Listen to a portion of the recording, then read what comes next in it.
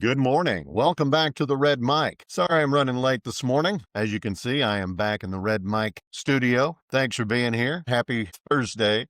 Welcome back to the Red Mic. Red Mic messages, of course, are leadership and life lessons picked up from 25 years as a public servant, 16 years as a youth football coach, scouting volunteer, and 10 years as a mediocre athlete with far more heart than actual physical ability.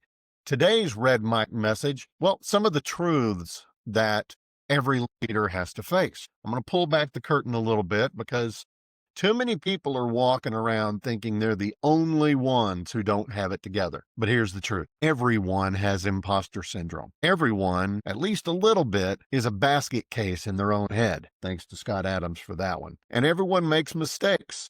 Big ones, small ones, we just do. It does not matter how confident someone looks. It does not matter how polished their resume might be. I don't care what title is on their door, how expensive their suit is.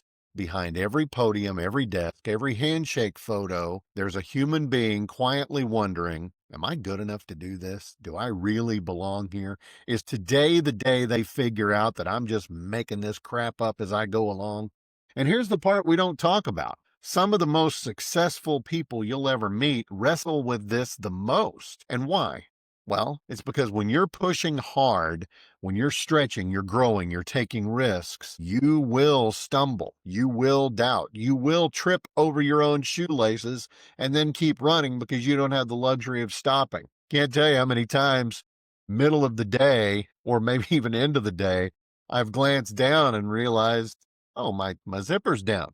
Wonder how long that's been like that. Or an hour or two after lunch, you notice you got a spot on your tie. Here's the truth. Pardon my French. Shit happens. And it happens to everybody. So don't think that you're some catastrophe just hiding everything. Everybody's a catastrophe in some way, shape, or form. Here's the secret sauce, though. If you are a good leader, if you're a good team member, you don't deny your shortcomings. You've got to learn to navigate through them. A leader pivots without panic when the plan breaks down.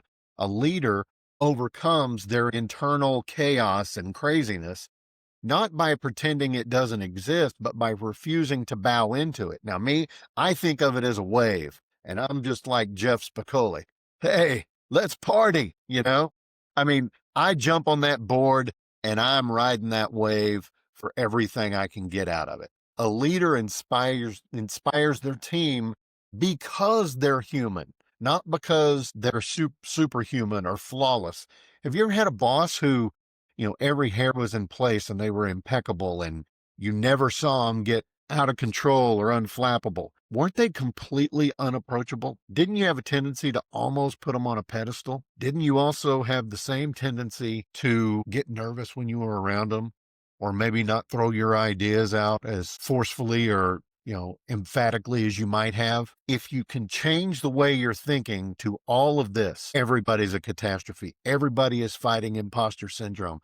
Everybody's got this internal turmoil, even if they don't show it. Leadership is not the absence of doubt. Leadership is the decision to move forward while that doubt is hanging on to your ankle like the last guy trying to tackle you. Don't let it. Feel the pressure, yeah, but try to ride with it. Try to overcome it. Do everything you can, because remember, everyone else is having these same thoughts, even if you don't know it, even if you don't see it. Trust me, everyone is an imposter. Everyone is a basket case in their own head. The strength comes in when you overcome that, when you, despite the fact that you are having the anti-Stuart Smalley thoughts in your head, and you do it anyway. You just say, you know what? Screw it. Let's go. And you strap up that chin strap and you go. That's what you have to do. That's what I've been doing. Thing showed up in my memories this morning. It was a picture of my wonderful office that I loved with my view of the Capitol. Showed up in my memories today. And yeah, for a minute, it made me sad. But at the end of the day, I didn't lose that job because of anything I did. I lost that job because people above me made decisions that they shouldn't have, period. I did my best to ride the wave. In fact, I got congratulated for it when they told me they were letting me go. Patrick, you've been a great team player through this transition. We love the way that you did X, Y, and Z. You got all the people reallocated. Could not have done this without you. However, okay, so I did all this great work and I'm this great team player, but you're firing me anyway. Oh, well, you shouldn't look at it that way. Well, yeah, I did and I still do. I don't get it. You don't want me in the role I'm in? Fine, reassign me. You've seen that I'm a player. You've seen that I get crap done, right? But they chose not to. And okay, I'm still holding that high road. I'm not going to say a bad thing about them. I'm just not. As I said earlier, shit happens. Thing you got to remember, everybody in the back of their head is saying, man, I'm exhausted. Do they know how tired I am? Oh man, I messed that up. How am I going to move forward with that? Man, I'm just not sure. But yeah, we're still moving forward. Your team does not need a superhero. They need a steady hand. They need somebody who can stand in the middle of the storm when everything is blowing up and say, okay, here's what we need to do from here, even if they're faking it. And they probably are. They need somebody whose courage is louder than the internal self-criticism that they hear. They need somebody whose integrity is stronger than their insecurity. Somebody who shows in real time that mistakes aren't fatal. They're just part of life. They're fuel. If your people can see you navigate your own shaky moments with humility and resolve, they start to believe that they can navigate theirs too. And that's how teams grow. That's how trust is earned. That's how perseverance becomes contagious. So yes, everybody has imposter syndrome, at least a little bit. Everybody's a basket case on the inside, at least some of the time. And everybody makes mistakes that you're probably never going to hear about. But leaders, they move anyway.